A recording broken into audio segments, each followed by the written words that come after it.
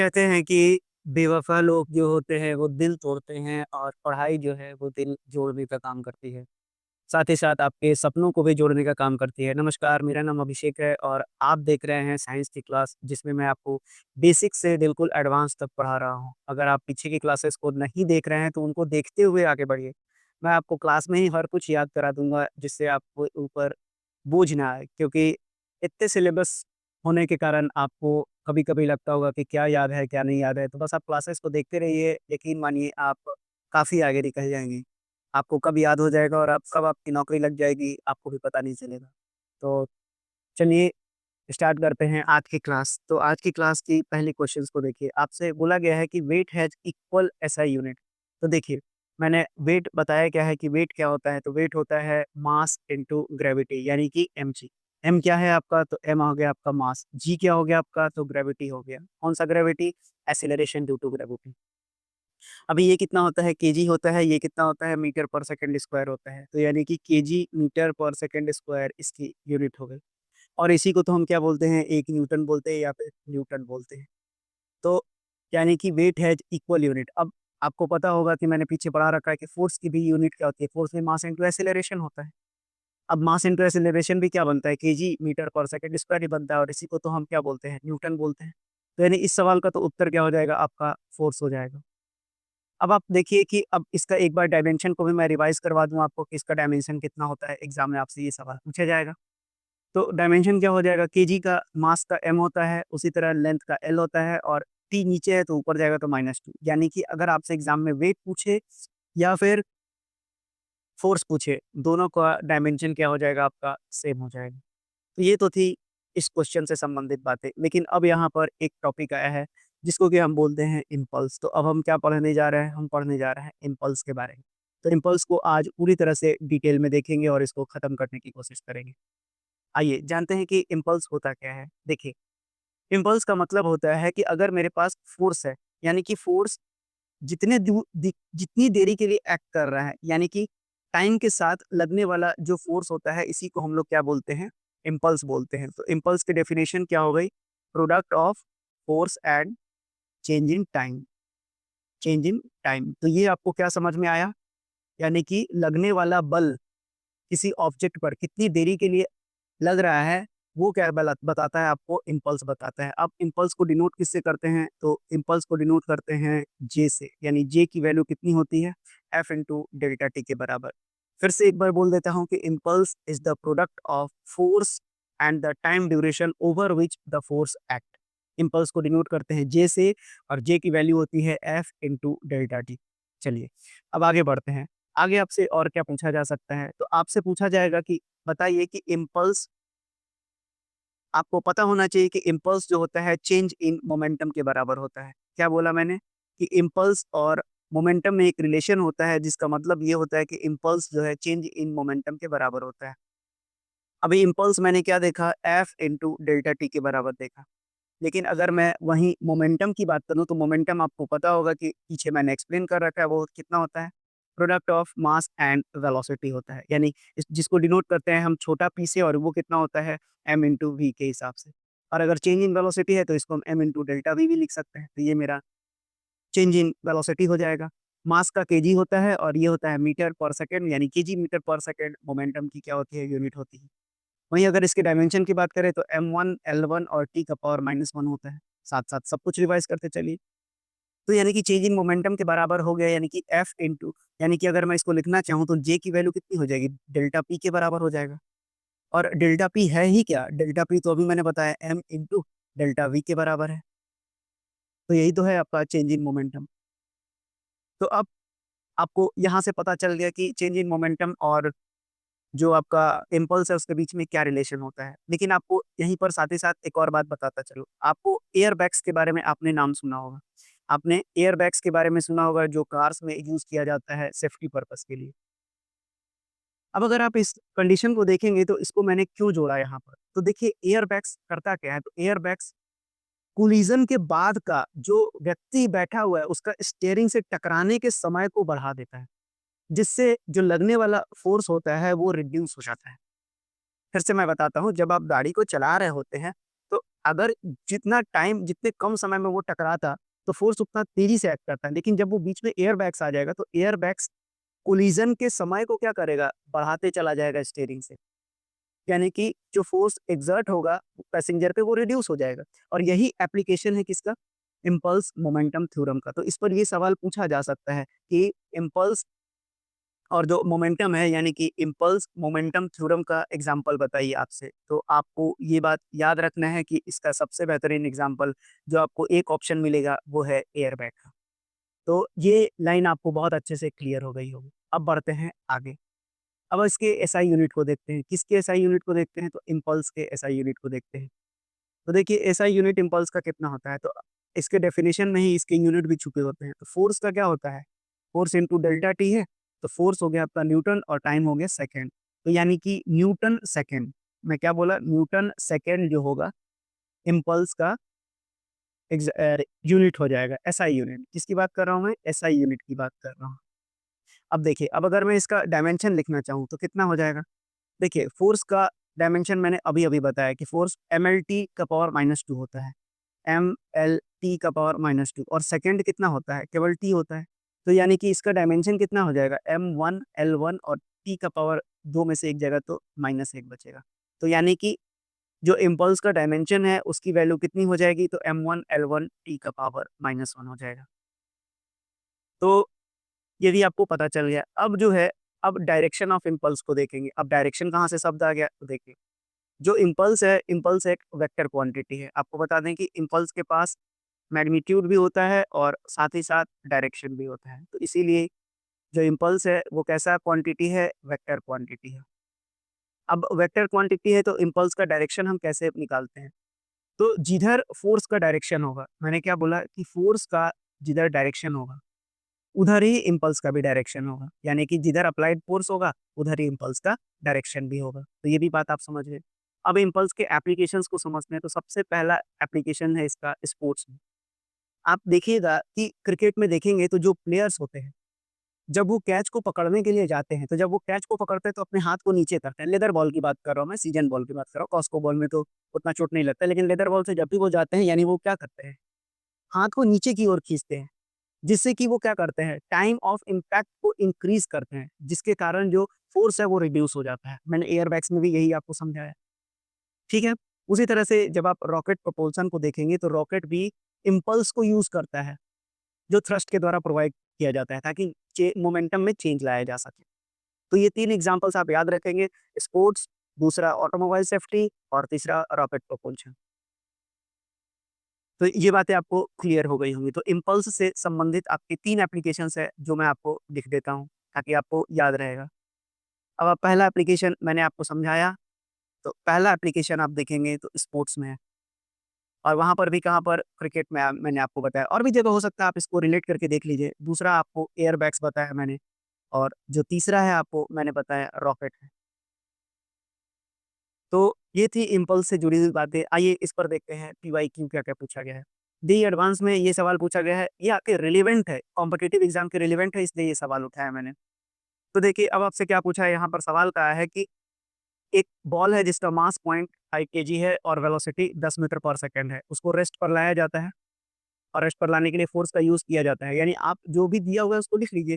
Force है 0.2 second, मास दिया हुआ है आपको 0.5 केजी और जो वेलोसिटी दिया हुआ है वो 10 मीटर पर सेकंड दिया हुआ है। तो आपसे पूछा क्या है, मैग्नीट्यूड ऑफ फोर्स अप्लाइड। तो आपको पता है कि जो इम्पल्स होता है वो चेंज इन मोमेंटम के बराबर होता है। और चेंज इन मोमेंटम होता क्या है, फोर्स इंटू डेल्टा टी के बराबर होता है। तो अब आप यहाँ पर क्या करेंगे, यानी कि अब अगर हम यहाँ से फोर्स निकालना चाहें तो कितना हो जाएगा, डेल्टा पी और अपॉन डेल्टा टी के बराबर हो जाएगा। तो अब डेल्टा पी होता क्या है, ये होता है मास इंटू डेल्टा वी के बराबर होता है, और नीचे कितना हो जाएगा, डेल्टा टी।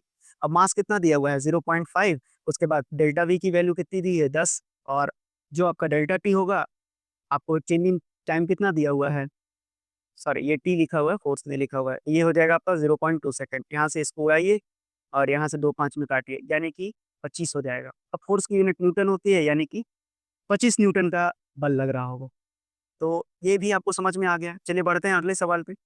अगला सवाल आपसे पूछा गया है नीट में, ये भी आपके एग्जाम के रिलेवेंट है, ऐसा सवाल आपको एग्जाम में पूछा जाता है। मैं आगे जब केवल न्यूमेरिकल सेक्शन को लूंगा तो वहां पर मैं आपको बताते चलूंगा। तो देखिए आपसे बोलता है कि एक कार है moving with a speed of 20 metre per second crashes into a wall, wall से टकरा के क्रैश हो जाता है और रुकता कितना है 0.1 सेकंड में। कार का मास दिया हुआ है 1000 केजी, लिखते चलिए सब कुछ। उसी तरह से स्पीड कितना दिया हुआ है 20 मीटर पर सेकंड दिया हुआ है, और जो टाइम लगता है इसको रुकने में ये लगता है 0.1 सेकंड। तो आपसे पूछा गया है कि इम्पल्स निकालिए। तो इम्पल्स बार बार मैं बता रहा हूँ कि इम्पल्स होता क्या है, तो इम्पल्स को जे से डिनोट करते हैं। और जे की वैल्यू मैंने कितनी बताई है, अब देखिए एम इंटू डेल्टा भी बताया है मैंने। अब आपको कुछ नहीं करना है, तो आप देखिए मास कितना दिया हुआ है 1000 दिया हुआ है, और चेंज इन वेलोसिटी कितना दिया हुआ है, पहले 0 होगा फिर 0.1 आया, तो यानी कि कितना हो जाएगा 100 आ जाएगा, और ये कितना आ जाएगा निगेटिव में आ जाएगा, और न्यूटन सेकेंड आ जाएगा क्योंकि इसकी यूनिट है। तो यानी कि अब ये कितना हो जाएगा आपका, सॉरी चेंज इन वेलोसिटी है, I am sorry, change in velocity है, तो ये कितना हो जाएगा आपका, ये 20 हो जाएगा। तो यानी कि कितना हो गया आपका 20,000 हो गया। अब ये निगेटिव है तो निगेटिव भी बिल्कुल आ सकता है आपका। इसका मैग्नीट्यूड कितना आया आपका, जो आपका मैग्नीट्यूड है वो कितना आया आपको 20,000 न्यूटन सेकंड आ गया। तो आपसे एग्जाम में -20,000 दिया रहा है या फिर 20,000 दिया रहा है, आप इसको यूज करेंगे तो ऐसा ऑप्शन आपको नहीं दिया जाएगा, या तो माइनस नहीं रहेगा या तो 20,000 ही रहेगा।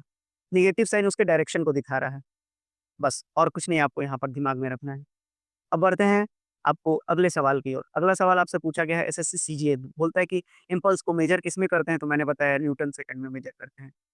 यूपीएससी के एनडीए एग्जाम में ये सवाल पूछा गया है, आपसे बोलता है कि क्रिकेट बॉल है जिसका मास जो है 0.2 केजी दिया हुआ है, वहीं जो वेलोसिटी है वो 10 मीटर पर सेकंड दिया हुआ है, और वो हिट बैक करता है सेम वेलोसिटी से। तो बोलता है कि impulse delivered by the bat, impulse तो बैक से ही डिलीवर्ड किया जाएगा, तो वही इम्पल्स की वैल्यू पूछ रहा है। तो आपको बता दें कि इम्पल्स कितना होता है, इम्पल्स होता है आपका चेंज इन मोमेंटम, और मोमेंटम क्या होता है प्रोडक्ट ऑफ, यहाँ लिख देता हूँ मैं, ये हो जाएगा आपका चेंज इन मोमेंटम के बराबर। और ये मोमेंटम कितना होता है डेल्टा टी, यानी कि चेंज इन मोमेंटम हो जाएगा मास और इनटू डेल्टा वी के बराबर हो जाएगा। अब वेलोसिटी कितना चेंज होगा आपका, तो वेलोसिटी आपका वी फाइनल और वी इनिशियल हो जाएगा, यानी एम इनटू वी फाइनल और माइनस कितना हो जाएगा आपका वी इनिशियल हो जाएगा। यही होगा ना चेंज, और तो कुछ नहीं होगा। तो अब वी फाइनल कितना हो रहा है आपका, तो अब आप यहाँ पर सब्स्टिट्यूट कर दीजिए, मास कितना दिया हुआ है 0.2 केजी, वी फाइनल आपका कितना था -10 था, और जो वी इनिशियल था वो भी आपका कितना था -10 था। तो देखिए अब ये कितना हो जाएगा आपका, ये आपका हो जाएगा 0.2 और इंटू -20, यानी कि एक शून्य यहाँ से उड़ा दीजिए तो ये कितना हो जाएगा -4 न्यूटन सेकंड हो जाएगा। यही तो आपसे पूछा गया है सवाल, यानी कि इसका मैग्नीट्यूड कितना हो जाएगा, मैग्नीट्यूड आपका 4 न्यूटन सेकंड हो जाएगा। तो आप देखिए कि वी फाइनल मैंने 10 कैसे लिखा? आप देखिए कि आपसे बोला गया है कि जिस वेलोसिटी से वो जाता है, यानी इनिशियल वेलोसिटी तो 10 था ही, अब आगे माइनस लगा हुआ है इसलिए इसको -10 लिखा मैंने। और जब ये हिट करके इधर से इधर जाएगा तो इसका डायरेक्शन चेंज हो गया ना, इधर से इधर अगर आप पॉजिटिव जा रहे हैं तो इधर से इधर नेगेटिव आ रहे हैं। तो यानी कि वी फाइनल कितना हो जाएगा? -10 हो जाएगा। तो इसीलिए इसका उत्तर कितना हो जाएगा -4 न्यूटन पर सेकंड। और अगर आपको एग्जाम में कॉम्पिटिटिव एग्जाम में इतना अगर नहीं देखना है तो 10 और 10 बीसी आएगा, क्योंकि दोनों तरफ से बोला गया है ना, तो एक तरफ से भी 10 दीजिए, दूसरे तरफ से भी 10 दीजिए, क्योंकि आपका जो जवाब रहेगा ना वो पॉजिटिव ही हमेशा दिया रहेगा। आपसे नेगेटिव वगैरह में ऑप्शंस नहीं दिए जाते हैं, आपसे केवल मैग्नीट्यूड वो जानना चाहते हैं। आपको जेई और मेंस नहीं पढ़ा रहे हैं। तो आपको और कोई क्वेश्चन है क्या? नहीं। तो आपको इम्पल्स से जुड़ी सारी जानकारी क्लियर हो गई होगी। तो आपको ये समझ में आ गया होगा पूरी तरह से इम्पल्स। तो इम्पल्स से इतने ही क्वेश्चंस बनते हैं, आप कोई भी कॉम्पिटिटिव एग्जाम दीजिए। आइए देखते हैं इस क्वेश्चन को पूरे डिटेल में कि आपसे क्या कहा गया है। देखिए आपसे बोला गया है कि which of the following is SI unit joule पर सेकंड। तो देखिए आपको वर्क डन मैंने बताया कि वर्क क्या होता है, तो ये होता है वर्क डन होता है फोर्स इनटू डिस्प्लेसमेंट, यानी कि वर्क की यूनिट क्या होती है, तो जूल होती है। उसी तरह से अगर मैं फोर्स को देखूँ तो फोर्स होता है मास इनटू एक्सेलरेशन, और इसकी यूनिट होती है न्यूटन। थ्रस्ट भी क्या है, थ्रस्ट भी एक तरह का फोर्स है, लेकिन आपको याद रखना है कि ये हमेशा हमेशा कैसा होता है, परपेंडिकुलर एक्ट करता है, परपेंडिकुलर। यानी कि अगर मैं इस पेन को दिखाऊं इस सरफेस पे तो ये क्या है, ये परपेंडिकुलर एक्ट कर रहा है। अगर मैं इसको भी कर दूं और ये भी इस तरह से फोर्स लग रहा है तो भी ये परपेंडिकुलर ही है। इधर से अगर मैं कर रहा हूँ तो भी ये परपेंडिकुलर है, इधर से भी मैं कर रहा हूँ तो भी ये परपेंडिकुलर फोर्स है, यानी इसको बोलेंगे हम थ्रस्ट। और अब आते हैं पावर की बात। तो पावर आपको समझना होगा कि पावर क्या होता है। तो पावर का मतलब होता है रेट ऑफ डूइंग वर्क, यानी पावर क्या है, एनर्जी बाई टाइम बोल दीजिए आप, या फिर वर्क डन अपॉन टाइम भी बोल सकते हैं आप, दोनों सही है। अब यानी कि वर्क डन या फिर एनर्जी की यूनिट होती है जूल और ये होता है सेकंड, तो यानी कि पावर की जो एसआई यूनिट है वो कितनी हो गई, जूल पर सेकंड, और यही तो आपसे सवाल पूछा था, तो इस सवाल का तो उत्तर हो जाएगा पावर। अब देखिए, अगर 1 जूल का वर्क 1 सेकंड में किया जाए तो इसी को बोला जाता है 1 वाट, मैंने पीछे भी समझा रखा है, रिवाइज़ करवा रहा हूँ। उसी तरह से पावर जो होता है, आपको पावर की यूनिट क्या हो गई, आपको वाट। आपसे पूछा जाएगा कि 1 किलोवाट कितना होता है, तो 10 का पावर 3 वाट होता है। वहीं आपसे ये भी पूछा जाएगा कि 1 मेगावाट कितना होता है, तो 10 का पावर 6 वाट होता है। वहीं आपसे 1 गीगावाट पूछा जाएगा तो आपको याद रखना है कि 10 का पावर 9 वाट। यही तक आपसे सवाल में पूछा जाता है। और आपसे इन पर बनने वाले सवाल क्या होता है, तो पावर को अगर हम अगर वोल्टेज और करंट के टर्म में देखें तो ये होता है आपका वोल्टेज इंटू करंट के बराबर होता है। अब यानी कि वीआई हो गया। अब यहाँ पर अगर हम इसकी एसआई यूनिट को चेक करें तो कितना हो जाएगा, तो वोल्टेज का वोल्ट होता है और करंट का एम्पियर होता है, यानी वोल्ट एम्पियर भी इसका यूनिट बनता है। आपसे पूछा जाएगा कि वोल्ट एम्पियर दिए गए 4 ऑप्शंस में से किसका यूनिट, तो आपको याद रखना है कि पावर होता है। अब पावर को ज़्यादा अगर वाट में मेजर करना है तो उसको हॉर्स पावर बोलते हैं, और 1 एचपी में 746 वाट के बराबर होता है। कई बार एग्ज़ाम में ये सवाल पूछा गया है। बढ़ते हैं आगे, अब जो है अगर पावर को देखेंगे तो अब अगर आपको ओम्स लॉ भी मैंने बता रखा है, बहुत डिटेल में बता रखा है। तो ओम्स लॉ क्या होता है, तो V बराबर IR होता है। तो एक बार अगर आप इस सिचुएशन में पावर के जगह पर, पावर में V की जगह IR पुट करेंगे तो इसकी वैल्यू कितनी हो जाएगी, IR इंटू आई, यानी पावर के एक और फॉर्मूला होता है जिसको बोलते हैं I स्क्वायर R। वहीं अगर I की वैल्यू रख दें हम V बाई आर, तब पावर कितना हो जाएगा, तो भी ये कितना हो जाएगा, अब भी I की जगह आप रख दीजिए V बाई आर, तो ये कितना हो जाएगा, तो पावर की एक और टर्मिनोलॉजी बन गई V स्क्वायर बाई आर। इस पर भी सवाल कई बार पूछा गया एग्जाम में, इस पर भी कई बार आपको एग्जाम में सवाल पूछा गया है। अब अगर हम पावर के बारे में कुछ और देखें तो आपको पता होना चाहिए कि पावर को जब हम कमर्शियल यूनिट में बदलते हैं, कमर्शियल यूनिट की बात कर रहे हैं हम, तो कमर्शियल यूनिट में अगर हम पावर को देखते हैं तो अगर हम किलोवाट आवर लिखते हैं, यानी कि 1 किलोवाट आवर को ही हम लोग क्या बोलते हैं, 1 यूनिट बोलते हैं। यानी घर में जो बिजली का बिल आता है वो क्या होता है, यूनिट में आता है। तो यानी कि 1 घंटा में 1000 वाट किया गया जो बिजली का खर्च है वो 1 यूनिट कहलाता है। तो अब अगर इसको देखें तो 1 किलोवाट को अगर आप चेंज कीजिएगा तो ये हो जाएगा 1000 वाट, और 1 घंटे को अगर आप बदलेंगे तो ये हो जाएगा 3600 सेकंड। तो यानी कि अब अगर आप देखेंगे तो वाट किसके बराबर है, तो वाट है आपका जूल पर सेकंड के बराबर, और यहीं पर क्या है, 3600 सेकंड है। इसको कट जाएगा ये, तो यानी कि अगर आपसे पूछा गया कि 1 किलोवाट आवर, जो आपसे कई बार एग्ज़ाम में सवाल पूछा गया, ये हो जाएगा 36 1 2 3 4 5 2 3 5, यानी इतना जूल होता है 1 किलोवाट आवर में। वहीं अगर आपको इसको 3.6 लिखना होगा तब आप क्या करेंगे? तो यानी कि पहले तो इसको 36 को आप ऐसे लिख लीजिए ताकि आपको कन्फ्यूज़न हो, 36 गुना 10 का पावर 5 होता है। लेकिन जैसे ही आप 3.6 लगा देंगे, ये 10 का पावर 6 जूल के बराबर हो जाएगा। तो ये भी आपको याद रखना है। तो पावर से संबंधित बहुत सारी बातें हमने सीखी। अब आइए देखते हैं, आपको एनर्जी के बारे में भी बताता चलता हूँ। अब आइए एनर्जी के बारे में भी पूरी चीज़ आज सीख लीजिए कि एनर्जी। तो एनर्जी का मतलब क्या होता है? तो एनर्जी सिंपल क्या है? कैपेसिटी टू डू वर्क है। एनर्जी को सिंपली भाषा में अगर परिभाषित करें, ये क्या है? Capacity to do work. कार्य करने की क्षमता को ही क्या कहा जाता है? ऊर्जा कहा जाता है। आपको बता दें कि एनर्जी आपसे बार-बार पूछा जाता है कि कैसा क्वांटिटी है? तो ये एक स्केलर क्वांटिटी है। आपको बता दें कि एनर्जी एक स्केलर क्वांटिटी है और क्लोज़ सिस्टम में इसको कंज़र्व किया जाता है। अब अगर इसके एसआई यूनिट को देखूँ, तो एनर्जी का एसआई यूनिट मैंने कई बार बता रखा है कि जूल होता है। वर्क डन और एनर्जी सेम है। अदर यूनिट्स में मैंने आपको बताया, अभी-अभी बताया कि कमर्शियल यूनिट का मतलब हो गया ये भी एक तरह का एनर्जी ही है, क्योंकि आप यहाँ पर एनर्जी का खपत करते हैं। तो किलोवाट आवर भी एनर्जी का यूनिट हो जाएगा। साथ ही साथ अगर आपको एटॉमिक और पार्टिकल फिजिक्स को देखेंगे, अगर आप पार्टिकल फिजिक्स को देखते हैं तो वहाँ पर भी आपसे सवाल पूछा जा सकता है कि बताइए एनर्जी की यूनिट क्या होगी, तो वहाँ पर इलेक्ट्रॉन वोल्ट होगा। मैं लिख देता हूँ इलेक्ट्रॉन वोल्ट। ये भी आपसे सवाल पूछा गया है परीक्षाओं में कि इलेक्ट्रॉन वोल्ट किसका यूनिट है। तो ये एटॉमिक और पार्टिकल फिजिक्स के लिए अप्लाई होता है। एटॉमिक एंड पार्टिकल फिजिक्स के अगर सेंस में सवाल पूछा गया है तो इलेक्ट्रॉन वोल्ट यूनिट जो होगा वो भी एनर्जी का ही यूनिट बनेगा। अब आपको ये भी पता होना चाहिए कि काइनेटिक एनर्जी के प्रकार कितने हैं, यानी कि टाइप्स की बात कर रहे हैं हम। तो सबसे पहला काइनेटिक एनर्जी, ये कितना होता है, जब भी हम मोशन में एनर्जी को कंसीडर करते हैं तो उसको हम बोलते हैं काइनेटिक एनर्जी, और ये होता है हाफ एम वी स्क्वायर के बराबर। उसी तरह से यानी मास केजी हो गया और वेलोसिटी मीटर पर सेकंड हो गया। वहीं जो दूसरा आपको होता है ये होता है आपका पोटेंशियल एनर्जी। मैं पूरा लिख देता हूँ ताकि किसी को कोई तकलीफ ना हो। ये कितना होता है आपका पोटेंशियल एनर्जी। और पोटेंशियल एनर्जी किस सेंस में जब भी बात किया जाता है, पोजीशन के सेंस में बात किया जाता है। ये मैंने बताया मोशन के सेंस में, ये होता है आपका पोजीशन के सेंस में। और इसकी वैल्यू कितनी होती है, तो ये होता है mass into gravity into height. Position है तो निश्चित रूप से जैसे आप किसी ऑब्जेक्ट को किसी कितने हाइट पर लिफ्ट कर रहे हैं, जो उसको एनर्जी उठाने में लगा वो उसका पोटेंशियल एनर्जी कहलाता है। तो ये भी बात आपको क्लियर हो गई होगी। साथ ही साथ जी का वैल्यू आपसे हर जगह एग्जाम में अगर नहीं दिया हुआ है तो आप सीधा-सीधा 10 मान के बनाइएगा। वैसे इसकी वैल्यू कितनी होती है, 9.8 मीटर पर सेकंड स्क्वायर होता है। सभी को पता होगा। अब आगे बढ़ते हैं मैकेनिकल एनर्जी के बारे में। अब मैकेनिकल एनर्जी क्या होता है? देखिए मैकेनिकल एनर्जी का मतलब होता है पोटेंशियल एनर्जी और काइनेटिक एनर्जी का सम ही क्या कहलाता है? मैकेनिकल एनर्जी कहलाता है। अब आपसे पूछा जा सकता है कि थर्मल एनर्जी क्या होता है? तो थर्मल का मतलब ही होता है हीट। तो यानी कि हीट से संबंधित जो एनर्जी होगा वो कहलाएगा आपका थर्मल एनर्जी।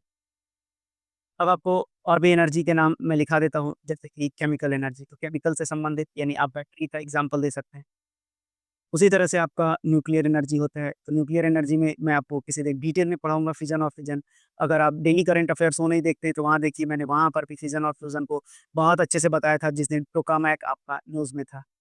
या फिर ईस्ट जो रिएक्टर है, जो कि आर्टिफ़िशियल सन के ऊपर काम किया जा रहा है। आप पीछे की क्लासेस को देखते आइए, आप क्लासेस देखिए, आपको कहीं पढ़ने की ज़रूरत नहीं पड़ेगी। आप चुपचाप अपना नोट्स बनाइए, उसको रिवाइज़ कीजिए, आप देखिए आपका एग्ज़ाम कैसे निकलता है। उसी तरह से इलेक्ट्रिकल एनर्जी, 7वां जो हो गया आपका इलेक्ट्रिकल एनर्जी हुआ। अब इलेक्ट्रिकल एनर्जी क्या होता है? तो इलेक्ट्रॉन की वजह से जो एनर्जी डेवलप होता है, यानी कि मूवमेंट ऑफ इलेक्ट्रॉन की वजह से जो एनर्जी डेवलप होता है, उसको हम लोग क्या बोलते हैं? इलेक्ट्रिकल एनर्जी बोलते हैं। और साथ ही साथ आपसे कई बार हर प्रतियोगी यानी यूपीएससी से ले लीजिए, रेलवे तक, कोई भी स्टेट एग्ज़ाम दे लीजिए, आपने रिन्यूएबल एनर्जी पर तो सवाल पूछना ही पूछना है। यानी कि ऐसा सोर्स ऑफ एनर्जी जो जो आपको नेचर से मिलता हो, जैसे कि सोलर, विंड, हाइड्रो। सोलर हो गया, विंड हो गया, हाइड्रो एनर्जी हो गया, ये सारे के सारे आपके रिन्यूएबल एनर्जी के सोर्स हैं। अब आपको याद रखना है कि law of conservation of energy क्या होता है? Law of conservation of energy क्या होता है? आपको बता दें कि law of conservation of energy का मतलब होता है कि energy can neither be created nor be destroyed. बस केवल इसके फॉर्म को हम चेंज कर सकते हैं, यानी कि it can change one form to another form, यानी एक से दूसरे में केवल बदला जा सकता है। बस यही इसकी लॉ है। अब आपसे ये भी सवाल पूछा जा सकता है कि पावर और एनर्जी में क्या रिलेशन है? तो आपको बता दें कि शुरुआत में ही मैंने बताया कि पावर जो होता है एनर्जी बाय टाइम होता है, जिससे मैंने यूनिट भी निकाल के आपको बताया। अब एनर्जी कन्वर्जन में भी आपसे सवाल पूछा जा सकता है, जैसे कि अगर आप हाइड्रो पावर प्लांट में जाएँगे, तो वहाँ पर सबसे पहले एक डैम होता है। मैं आपको बता देता हूँ एनर्जी कन्वर्जेंस, आपको जिसको नहीं पता है वो सीख लेगा। एनर्जी कन्वर्जेंस के भी एग्ज़ाम्पल आपसे पूछे जाते हैं। देखिए आपके पास एक प्लांट होता है, यानी कि एक डैम होता है। अब इस डैम से क्या छोड़ा जाता है? पानी छोड़ा जाता है। तो ये पानी पेनस्टॉक से नीचे टरबाइन पे लाया जाता है। टरबाइन पे लाया जाता है। तो यानी कि ये हाइट पर पानी गिरा तो इसमें जो एनर्जी हुआ ये पोटेंशियल एनर्जी हुआ। अब टरबाइन क्या करेगा? रोटेट करेगा। तो रोटेट करेगा तो यहाँ कौन-सा एनर्जी हुआ? Kinetic energy. और फिर ये टरबाइन के घूमने से हम अल्टरनेटर को घुमाएँगे जिससे कि हमें एसी करंट मिलेगा, यानी कि इलेक्ट्रिक करंट, यानी कि इलेक्ट्रिकल एनर्जी में ये कन्वर्ट हो जाएगा। तो आपको समझ में आया, अब आप इलेक्ट्रिकल एनर्जी से मैकेनिकल में भी बनाते हैं पंखा घुमाकर। तो इतनी बातें समझ में आ गई होगी। उसी तरह से बैटरी भी एक साधारण सा एग्ज़ाम्पल है जहाँ पर कि जो केमिकल एनर्जी होता है वो किसमें बदल जाता है? वो बदलता है आपका इलेक्ट्रिकल एनर्जी में। तो ये थी एनर्जी से संबंधित बहुत सारी बातें। आइए बढ़ते हैं अब क्वेश्चंस की ओर। देखिए क्वेश्चंस में आपसे क्या-क्या पूछा गया है, आप प्रीवियस ईयर क्वेश्चंस को देखिए और एनालाइज़ कीजिए। आपसे बोला गया है जेईई एडवांस का मतलब ये नहीं है कि ये जे एसएससी और यूपीएससी और एसएससी में, रेलवे में नहीं पूछा जाएगा। बिल्कुल पूछा जाएगा, उसी के रिलेवेंट ये क्वेश्चन आपको दिया गया है। आपको क्वेश्चन पूछा गया है कि एक पार्टिकल है जिसका मास 0.5 केजी है और वो मूव कर रहा है आपको वेलोसिटी 4 मीटर पर सेकंड से। तो काइनेटिक एनर्जी बताइए। अभी मैंने बताया कि काइनेटिक एनर्जी क्या होता है? हाफ एम बी स्क्वायर होता है। तो हाफ एम हो गया 0.5 और बी हो गया 4 गुना 4। तो ये हो गया 2 से 2, यहाँ गया नीचे 10, ये 5 दूना 10, यानी कि इस सवाल का उत्तर हो जाएगा 4 जूल, क्योंकि यूनिट तो आपका बदलेगा नहीं। अगला सवाल आपसे पूछा गया है कि एक 5 केजी का ऑब्जेक्ट है, उसको रेज़ करते हैं हाइट h पर, जो कि 10 मीटर दिया हुआ है, तो पोटेंशियल एनर्जी निकालिए। तो अभी आपसे मैंने बताया कि ये होता है mgh। 5 केजी दिया हुआ है, g नहीं दिया है तो अच्छी बात है, नहीं दिया है तो 10 मानिए, और यहाँ पे h भी दिया हुआ है। 100 बचे 500, 500 जूल की एनर्जी इसको उठाने में लगेगा। पढ़ते हैं अगले सवाल पे, जहाँ आपसे पूछा गया है एसएससी सीजीएल में कि which among the following is a type of renewable energy. तो आपको बता दें कि इसमें सोलर एनर्जी रिन्यूएबल एनर्जी का प्रकार है। आपसे पूछा गया है यूपीएससी के प्रीलिम्स एग्जाम में कि the energy required to raise the temperature of 1 gram of water by 1 degree Celsius, तो उसको बोलते हैं कैलोरी। याद रखिएगा, कैलोरी का डेफिनेशन ही होता है energy required to raise the temperature of 1 gram of water by 1 degree Celsius.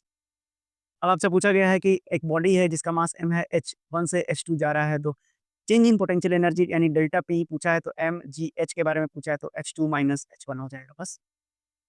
आपसे ऑप्शन में नहीं दिया हुआ है। अब CHSL में देखिए, यूनिट ऑफ एनर्जी मैंने बताया कई बार जूल होता है। अगला सवाल बोला है कि मास है 2 केजी का, हाइट 5 से गिर रहा है, तो आपसे पूछा गया है कि find the velocity just before hitting the ground, यानी कि ज़मीन को छूने से पहले उसकी एनर्जी कितनी थी। तो आपको ये सवाल मैंने क्यों कराया है, क्योंकि ये कंज़र्वेशन ऑफ एनर्जी पर ये सवाल है। तो कंज़र्वेशन मैंने बताया कि कंज़र्वेशन ऑफ एनर्जी में हम केवल एक फॉर्म से दूसरे फॉर्म में बदलते हैं। तो ज़ाहिर-सी बात है, कोई ऑब्जेक्ट नीचे की ओर गिर रहा होगा तो इसमें काइनेटिक एनर्जी हो रहा होगा, और किसी हाइट से गिर रहा है और नीचे ग्राउंड पे गिरेगा तो ज़ाहिर-सी बात है पोटेंशियल एनर्जी होगा। तो हमको क्या करना है, एक-दूसरे के फॉर्म को बदल देना है। यानी कि शुरुआत में जो इसका पोटेंशियल एनर्जी इनिशियल था, वो हो जाएगा, जब फाइनल एनर्जी में ये कन्वर्ट होगा, ये काइनेटिक एनर्जी क्या हो जाएगा, फाइनल के बराबर हो जाएगा। बस यही आपको करना है। यानी कि mgh की वैल्यू कितने बराबर हो गई, हाफ mv स्क्वायर के बराबर। मास कॉमन है, तो इसको हटा दीजिए। आपसे पूछा क्या गया है, वेलोसिटी पूछा गया है, तो v स्क्वायर कितना हो जाएगा, 2gh हो जाएगा, यानी v की वैल्यू रूट अंडर 2gh हो जाएगा।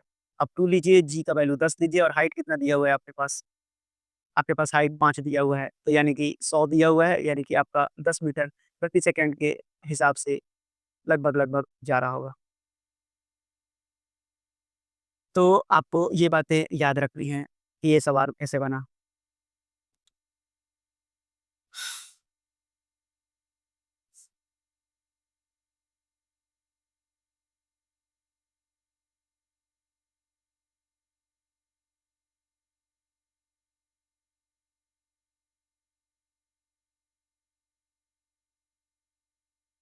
चलिए बढ़ते हैं अपने अगले सवाल पर। यहाँ पर यूपीएससी एनडीए में पूछा गया है कि सोर्स ऑफ एनर्जी स्टार्स में क्या होते हैं? तो आपको पता होगा कि इसका जो आंसर होगा वो फ्यूज़न ऑफ लाइट एलिमेंट्स होते हैं। चलिए इस सवाल को देखिए, जो आपके रिलेवेंट है, आपसे स्प्रिंग कांस्टेंट पे कई बार सवाल पूछा जाता है। देखिए, आपको स्प्रिंग कांस्टेंट पहले समझना होगा क्या होता है। तो स्प्रिंग कांस्टेंट जो होता है, अगर कोई फ़ोर्स है, स्प्रिंग पर लगने वाला फ़ोर्स जो होता है वो स्प्रिंग कांस्टेंट इनटू डिस्प्लेसमेंट के बराबर होता है। यहाँ पर आपको समझ में नहीं आया होगा, यानी कि जो भी स्प्रिंग होता है आपका, अगर मान लीजिए ये आपका स्प्रिंग है, स्प्रिंग पर अगर आप फ़ोर्स लगाते हैं, तो प्रोपोर्शनल होता है डिस्प्लेसमेंट के, और जब ये प्रोपोर्शनल का साइन हटाते हैं, तो यहाँ पर एक कांस्टेंट आता है जिसको कि हम बोलते हैं स्प्रिंग इंडेक्स बोलते हैं। तो अब आपको क्लियर हो गया होगा कि स्प्रिंग इंडेक्स कहाँ से आया है। तो अगर K को देखें तो ये कितना हो जाएगा, F अपॉन x हो जाएगा। अब यानी कि F अपॉन x की अगर हम बात करें, तो F क्या होता है, न्यूटन होता है। अब अगर आप F को देखेंगे तो ये न्यूटन होता है और डिस्प्लेसमेंट मीटर होता है, यानी कि एक यूनिट क्या हो जाएगी, न्यूटन पर मीटर हो जाएगा। ये बात याद रखिएगा। अब पोटेंशियल एनर्जी जो स्टोर होता है, इसमें जो एनर्जी स्टोर होगा वो पोटेंशियल एनर्जी होगा, और किसके फॉर्म में होता है, तो हाफ के एक्स स्क्वायर के बराबर होता है। तो यानी यही सवाल आपसे पूछा गया है कि हाफ के एक्स स्क्वायर आप लगाइए यहाँ पर, पोटेंशियल एनर्जी 50 जूल दिया हुआ है, हाफ के पूछा गया है, और डिस्प्लेसमेंट कितना है, 0.2 इंटू 0.2 दिया हुआ है।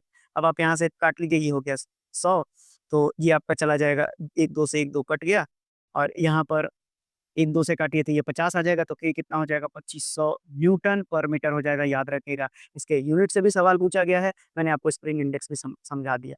ये सवाल भी आपको क्लियर हो गया है। बढ़ते हैं अपने आखिरी सवाल पे, जहाँ पर कि आपसे पूछा गया है कि बताइए which of the following is a non renewable energy sources. तो विंड एनर्जी रिन्यूएबल है, जियोथर्मल भी रिन्यूएबल है, आपको हाइड्रो पावर भी रिन्यूएबल है, लेकिन जो नेचुरल गैस यहाँ दिया हुआ है, ऑप्शन नंबर सी इस सवाल का सही उत्तर हो जाएगा, क्योंकि वो नेचुरल गैस आपका रिन्यूएबल एनर्जी का सोर्स नहीं है। तो ये थे एनर्जी से बनने वाले पूरे के पूरे सवाल। तो आज साइंस में आपने बहुत कुछ सीखा होगा। ऐसे ही आप पढ़ते जाइए, आपका कब नौकरी लगेगा आपको भी पता नहीं चलेगा। तो पढ़ते रहिए, बढ़ते रहिए, सरकारी नौकरी लेते रहिए।